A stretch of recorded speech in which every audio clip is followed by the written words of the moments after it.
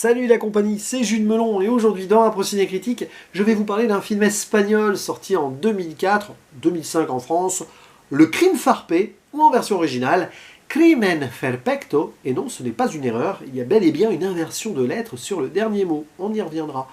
Et donc il s'agit du troisième long métrage que je découvre de son réalisateur Alex de la Iglesia, après Nos chers voisins, Le jour de la bête, et au casting de cette comédie noire qui représente parfaitement le style du metteur en scène, nous retrouvons des actrices-acteurs que je n'avais pas vus avant, et pas dans les deux brûlots précités non plus.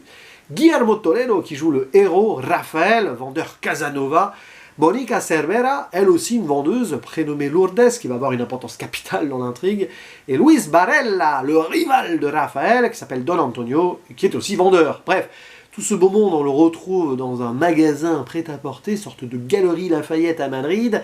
Et donc Raphaël, qui est beau gosse, qui a un pouvoir de séduction envers des vendeuses qu'il trouve belles, attention, il couche avec elles, hein, sinon il méprise le reste.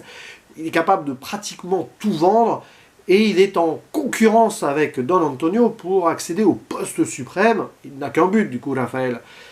Diriger cette boutique qui lui est très chère pour des raisons qu'il va expliciter à un moment en couchant avec une femme, et je ne vais pas révéler, hein, comme ça un petit peu de suspense c'est pas plus mal. Et alors qu'il pense avoir le dessus, il se rend compte le lendemain que sa dernière cliente a émis un chèque en bois, et du coup c'est Don Antonio qui prend la tête des opérations, reléguant Raphaël à des sous-tâches parce qu'il ne peut pas le voir en peinture, faut dire qu'il peut se faire détester aussi, hein. Voilà. Et à un moment il va y avoir une confrontation entre les deux dans les cabines d'essayage. Antonio il est presque prêt à tuer Raphaël qui se défend, et en se faisant, il tue Don Antonio par accident. Et au lieu d'aller prévenir la police, hein, parce qu'il tient quand même à son standing, il va essayer de cacher le corps, non, encore mieux, s'en débarrasser grâce au feu purificateur dans les sous-sols. Quelle idée! Le problème c'est que Raphaël, il pense avoir fait le crime parfait, potentiellement, hein, en se débarrassant de ce corps, personne n'a vu, mais non, il y a eu une témoin, Lourdes, la seule vendeuse du magasin qu'il trouve moche, hein, selon ses critères, et avec qui il n'a pas couché. Et elle va se saisir de l'occasion pour le faire chanter, et enfin obtenir ce qu'elle convoitait aussi, hein, cette beauté extraordinaire, et voilà, là, il est obligé de se laisser avoir.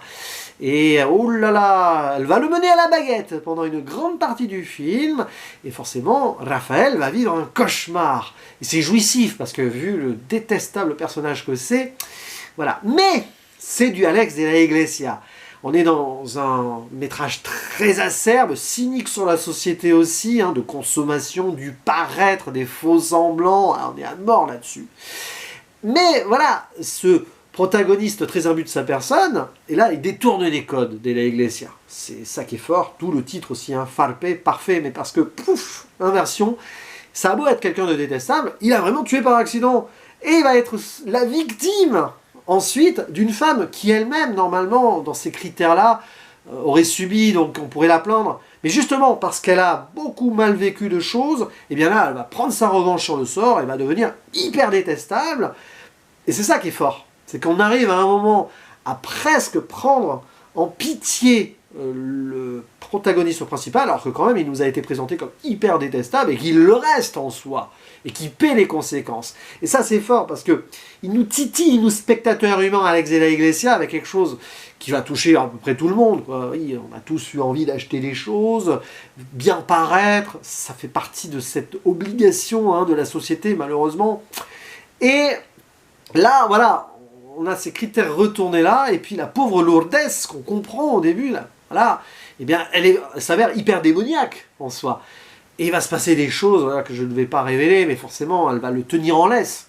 Et il va pas réussir à s'en dépêtrer, à moins qu'il ait aussi l'idée de faire le crime parfait ou farpé avec elle. Bref, c'est de toute façon joué à l'échec. Le titre nous le révèle.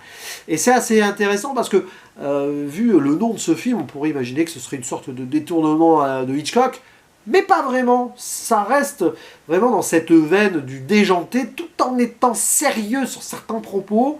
Évidemment, le crime était presque parfait, hein, de Hitchcock est mentionné à un moment parce qu'il achète des DVD pour savoir comment faire pour laisser le moins de traces possible, mais on reste quand même dans du cinéma ici, et dans ces films évoqués en mode méta, clin d'œil, de toute façon, le criminel se fait toujours avoir à la fin. Donc ici, c'est un petit peu son destin.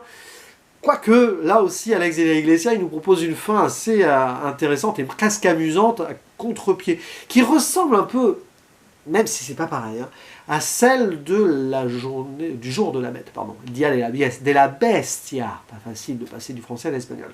Bref, j'ai vraiment aimé ce crime farpé. Je pense même que c'est mon préféré des trois à date, parce que le rythme est savamment géré de A à Z. Il y a un petit ventre mou au milieu, mais même là, à ce moment-là où le rythme retombe, il y a des trucs très drôles et assez pitoyables de voir dans quel état il est mis, Raphaël, pour cacher cette vérité, alors que pourtant il a blousé la police, il a fait le plus dur, mais non. Il y a un moment, il y a une scène d'ailleurs assez incroyable avec la famille de Lourdes, ils sont un peu timbrés, t'as l'impression quand même que la petite sœur est très spéciale, le mari est toujours en train de dormir, te demande, voilà, il y a un petit côté freaks ici. Je crois qu'il reprendra un petit peu ceci dans Balada Triste, hein, enfin du moins la thématique des freaks. Je pense que ce sera mon prochain Alex de la Iglesia, d'autant plus qu'il est disponible sur la plateforme Shadows. Bref, petite parenthèse refermée.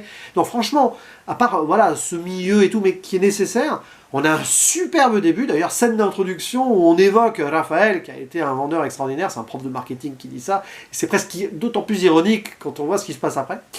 Et à ce final très infernal en soi, hein, c'est la descente aux enfers, vraiment jusqu'au bout, qui va là aussi vraiment être un écho à ce qui se passera dans la résolution du jour de la bête. C'est vrai que les fins de ces deux films sont parallèles miroirs. Celle de nos chers voisins aussi, en fait. Ça finit toujours un peu en chaos, un film de Alex de la Iglesia, du moins là, les trois que j'ai vus. Et puis, performance d'acteur, voilà, je ne connaissais pas Guillermo Toledo, mais il est exceptionnel. Je pense que Alex de la Iglesia s'est complètement dirigé, donc, ses comédiens, comédiennes, et pourtant, il n'y a pas ses habituels, là. Ou du moins pas dans les rôles principaux. Et puis Monica Cervera, qui n'a même pas de page Wikipédia, là, incroyable. Mais là, elle a une tête, déjà, elle a un physique extraordinaire. Elle est considérée comme moche et tout par rapport au créneau du film, du héros, mais moi non plus je trouve pas. Elle a vraiment quelque chose, elle a un charisme, et elle se sert parfaitement de ce charisme-là pour distiller à son personnage quelque chose de fort. Puis même là, voilà, Don Antonio, qui disparaît vite, mais pas tout à fait, parce qu'il réapparaît plus ou moins en fantôme après c'est délire total.